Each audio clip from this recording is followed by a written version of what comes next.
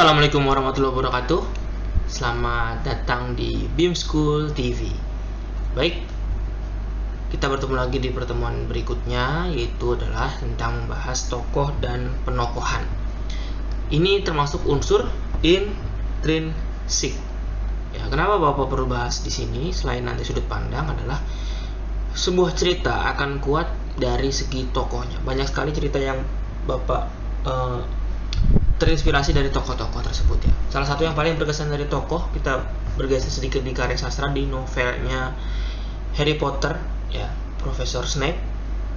Kalau kamu tahu, yaitu Bapak terperangah atau kaget betul ketika mengetahui bahwa dari novel ke-1 sampai ketika ia mati, si Profesor Snape itu, bahwa dia pura-pura jahat supaya melindungi Harry Potter karena dia kagum terhadap ibunya Harry Potter, sampai melakukan pengorbanan sedetail itu. Luar biasa. Itu banyak sekali tokoh-tokoh yang menurut Bapak tuh sangat berkesan ya. Oke, kita mulai dari tokoh. Tokoh itu apa sih? Tokoh itu pelaku yang mengemban peristiwa dalam cerita fiksi sehingga peristiwa itu mampu menjalin cerita.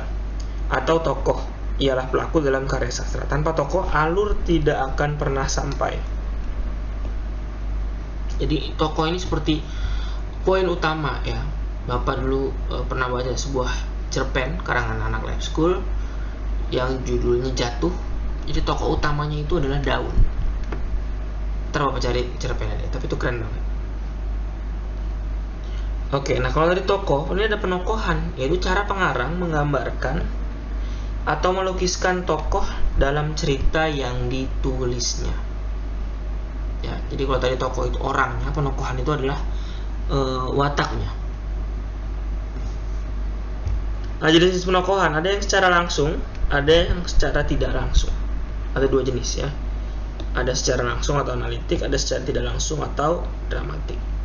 Nah, secara langsung atau analitiknya apa? Misalnya, pengarang langsung melukiskan atau menyebutkan secara terperinci bagaimana watak tokoh, ciri-ciri fisiknya, apa pekerjaannya, dan sebagainya. Jadi ini secara langsung. Contohnya apa? Misalnya, Tono adalah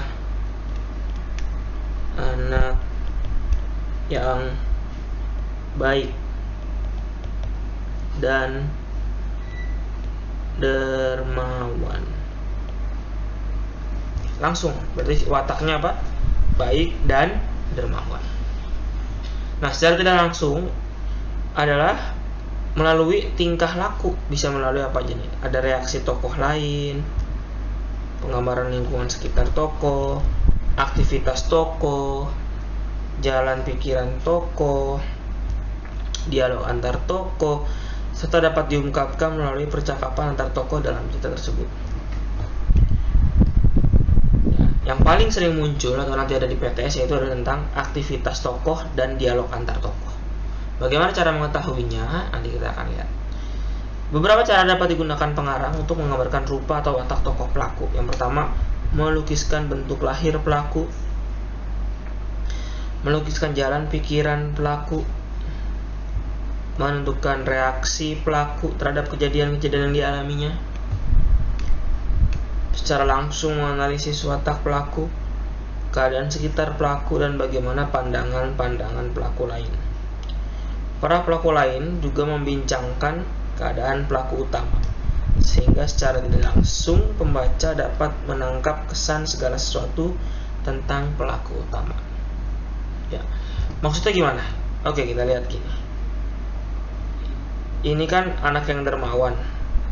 Ya, berarti ini adalah secara langsung.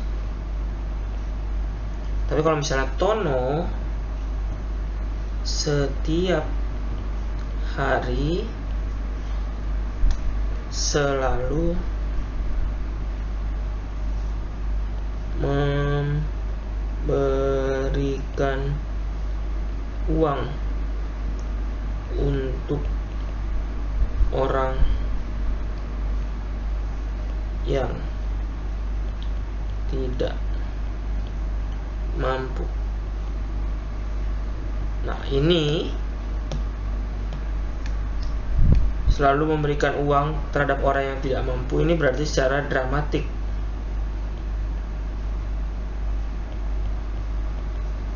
Atau tingkah laku tokoh. Ya. Contoh berikutnya apa? Misalnya Pak Bimo adalah guru yang galak misalnya. Itu berarti dijelaskan langsung. Tapi kalau misalnya Pak Bimo setiap mengajar suka melotot, misalnya suka melotot sambil sambil berteriak, berarti Pak Bimo ini galak, disampaikannya secara tidak langsung, yaitu melalui tingkah laku.